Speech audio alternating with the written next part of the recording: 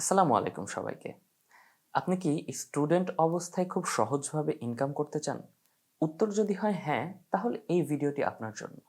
আমাদের মধ্যে অনেকেই আছেন যারা স্টুডেন্ট অবস্থায় নিজেদের খরচ নিজেরাই বহন করেন। তারা কিভাবে ইনকাম শুরু করে, কি কি কাজ দিয়ে, আবার শুরুতে কোন ধরনের ভুল করে থাকে, এগুলো আমাদের অনেকেরই অজানা।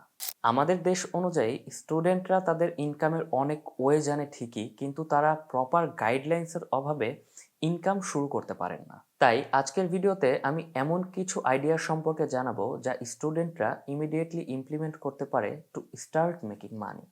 আমাদের লিস্টে প্রথমেই আছে টিউশন। স্টুডেন্ট লাইফে ইনকাম করার সবথেকে সহজ ও কমন উপায় হচ্ছে টিউশন করা। এমন অনেক স্টুডেন্ট আছে যারা অলরেডি টিউশন করে টাকা ইনকাম করা শুরু করেছেন। আবার অনেকে কিভাবে শুরু করতে হবে সেটা নিয়েও কনফিউজড। প্রথমেই বলে রাখি, আপনি পার্ট টাইম হিসেবে কোনো ঝামেলা ছাড়াই খুব সহজে টিউশন করতে পারবেন। এক্ষেত্রে পড়াশোনার চর্চাও হবে, ইনকাম তো হবেই। আবার ইদানিং বাসায় না গিয়েও আপনি স্টুডেন্টদেরকে গুগল মিটে অথবা জুমে পড়াতে পারবেন। তবে আরেকটা জিনিস, অনেক স্টুডেন্টই আছে যারা ফুললি ডিপেন্ডেন্ট হয়ে পড়ে এই টিউশনের উপরে। তারা মনে করে আমি তো একটা টিউশন করে 5,000 টাকা ইনকাম করতে পারছি, হয়তো 10টা টিউশন করলে 50,000 টাকা ইনকাম করতে পারবো, তাহলে আমার আর কিছু করারই দরকার নেই, বা আমার আর কোনো কিছু করার দরকার হবেও না। কিন্তু এই থিঙ্কিং করলে ব্যাপারটা আর পার্ট টাইমে থাকে না, তখন পুরাটাই ফুল টাইম হয়ে যায়। এক্ষেত্রে হয় কি, তারা নিজেদের কোনো এক্সট্রা স্কিল অর্জন করতে পারে না আর কখনো, ফলে তাদের পার্সোনাল গ্রোথ কিন্তু সেখানে আটকে যায়। কিন্তু এই 50,000 টাকা ইনকামের চক্করে পড়ে আপনি 5 লাখ 10 লাখ টাকা ইনকামের অপরচুনিটিও কিন্তু হারিয়ে ফেলতে পারেন।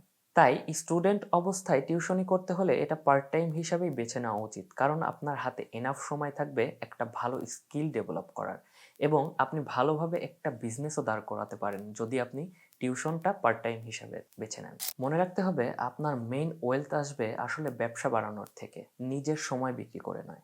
Number 2, drop shipping. কেমন হয় যদি আপনি একটি প্রোডাক্ট সেল করছেন কিন্তু সেই প্রোডাক্টটি আপনার কাছে নাই? শুনে নিশ্চয়ই অবাক মনে হচ্ছে।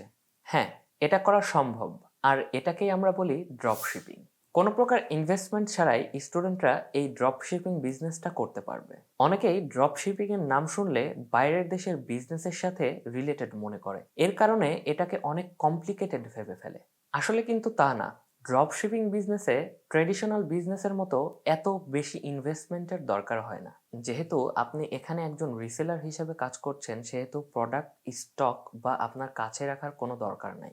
আপনি যখনই আপনার কোনো কাস্টমারের অর্ডার পাবেন, আপনি সাথে সাথে আপনার সাপ্লায়ারকে জানিয়ে দিবেন। আপনার সাপ্লায়ার আপনার ব্র্যান্ডিং সহ, যেমন লোগো এবং প্যাকেজিং করে, তারা নিজেরাই আপনার কাস্টমারের কাছে ডেলিভারি পর্যন্ত এই সাপোর্টটা আপনাকে দেবে। যার ফলে আপনার কোনো ইনভেস্টমেন্ট করতে হবে না, এবং এটা অনলাইন বিজনেস হওয়ার ক্ষেত্রে আপনাকে অনলাইনে বড় কোনো শ্রম দিতে হচ্ছে না। ধরুন অফলাইনে যদি আপনাকে কোনো বিজনেস করতে হতো, তাহলে প্রথমেই দোকান, আপনার স্টক, আপনার লোগো, ব্র্যান্ডিং, ডেলিভারি সহ নানান ঝামেলা পোহাতে হতো। এই বিজনেসটা অনলাইন হওয়ার ক্ষেত্রে আপনাকে এই ধরনের কোনো ঝামেলাই নিতে হবে না। এই প্রসেসটি পুরাটাই ঘরে বসে করা সম্ভব, এবং স্টুডেন্ট অবস্থায় বলা যেতে পারে এটা আপনার জন্য বেস্ট একটা চয়েস হতে পারে। আপনারা এই ব্যাপারটি নিয়ে ভালো মতো এক্সপ্লোর করলে হয়তো আরো ভালোভাবে বুঝতে পারবেন ড্রপ শিপিং বিজনেস নিয়ে। Number 3, content writing. আমি অনেক স্টুডেন্টদেরকে দেখেছি যারা কন্টেন্ট রাইটিং করে অনলাইনে ভালো পরিমাণে ইনকাম করে। ইন্টারনেটে প্রচুর ভ্লগ, ওয়েবসাইটস এবং অনলাইন পোর্টাল রয়েছে যেগুলোর জন্য আর্টিকেল লিখে অনেক পরিমাণে ইনকাম করা সম্ভব। আপনি যদি লেখালেখি পছন্দ করেন, তাহলে কন্টেন্ট রাইটার হিসাবে অনলাইনে আপনি কাজ করতে পারবেন। পড়াশোনার পাশাপাশি চাইলে পার্ট টাইম কাজ হিসাবে আপনি কন্টেন্ট রাইটিংকে টার্গেট হিসাবে নিতে পারেন। খেয়াল করে দেখবেন, বিভিন্ন বিজনেস এবং কোম্পানিগুলো তাদের প্রোডাক্ট এবং সার্ভিস প্রচারের জন্য কন্টেন্ট মার্কেটিং ব্যবহার করে থাকে। ধরুন বিজনেস, প্রোডাক্ট, সার্ভিস এবং ব্র্যান্ডের উপরে আর্টিকেল লেখা হয়ে থাকে, সেগুলোকে অনলাইনে পাবলিশ করা হয়, যেমন ওয়েবসাইট, সকল সোশ্যাল মিডিয়াতে। এখন সবকিছু অনলাইন হয়ে যাওয়ার কারণে একজন কন্টেন্ট রাইটারের ডিমান্ড অনেক বেশি, এবং কন্টেন্ট রাইটার হিসেবে বিভিন্ন অনলাইন সেক্টরে বা ইন হাউসে চাকরির সুযোগ রয়েছে। এবার আসি কন্টেন্ট রাইটিং করে কত টাকা ইনকাম করা যায়। যদি আপনার কন্টেন্ট রাইটিং এর স্কিল খুব ভালো হয়ে থাকে, তাহলে আমাদের বাংলাদেশে অবস্থান থেকে আপনি প্রত্যেক 1000 ওয়ার্ডের জন্য 300 থেকে 800 টাকা ইনকাম করতে পারবেন। এটা আমাদের দেশ অনুযায়ী।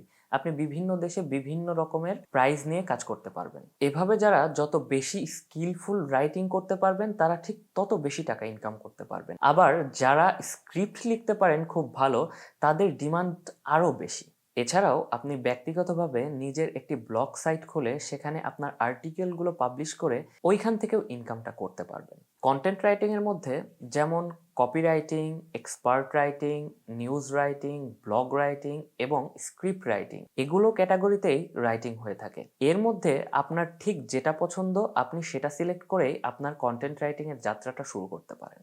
নাম্বার 4, বি অ্যান অ্যাপয়েন্টমেন্ট সেটার। এটি এমন একটি কাজ যেখানে আপনার সার্ভিস অথবা প্রোডাক্ট প্রোভাইডারদের সাথে তাদের কাঙ্ক্ষিত কাস্টমারদেরকে কানেক্ট করিয়ে দিতে হবে। স্টুডেন্ট অবস্থায় অ্যাপয়েন্টমেন্ট সেটার হিসেবে কাজ করাটা কিন্তু ইন্টারেস্টিং হতে পারে। এখন এই কানেক্ট কিভাবে করে সেটা বলবো।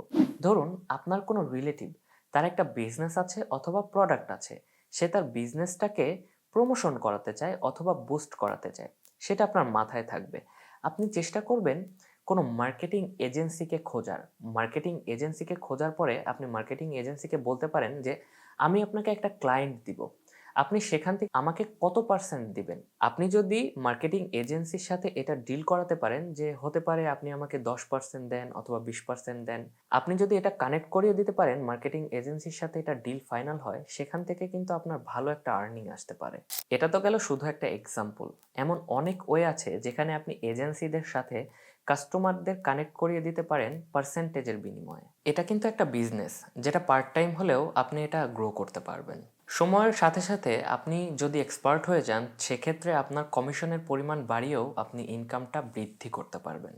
চেষ্টা করলে আপনি ছোট ছোট এজেন্সি থেকে শুরু করে বড় এজেন্সির সঙ্গেও কাজ করতে পারবেন, এবং আপনি যদি চান তাহলে আপনার পজিশনে একজন সিইও বসিয়ে আপনি নিজের সময়টাকে অন্য জায়গায়ও কাজে লাগাতে পারবেন। এজন্যই আমি মনে করি এটি একটি স্মার্ট বিজনেস স্টুডেন্ট অবস্থা থাকাকালীন।